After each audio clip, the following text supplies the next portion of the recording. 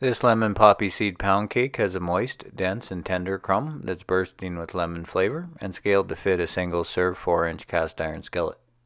To prepare a seasoned room temperature mini skillet, rub butter evenly around the inside and coat it in granulated sugar. To make the lemon poppy seed pound cake, rub between your fingertips 2 grams lemon zest into 25 grams sugar until fragrant. Cream the lemon sugar into 25 grams room temperature butter until smooth. Then mix in 5 grams lemon juice and an egg yolk.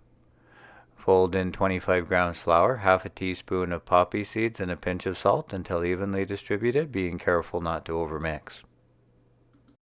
Spread the batter on the bottom of the prepared skillet and bake in a 350-degree Fahrenheit oven for 25 minutes.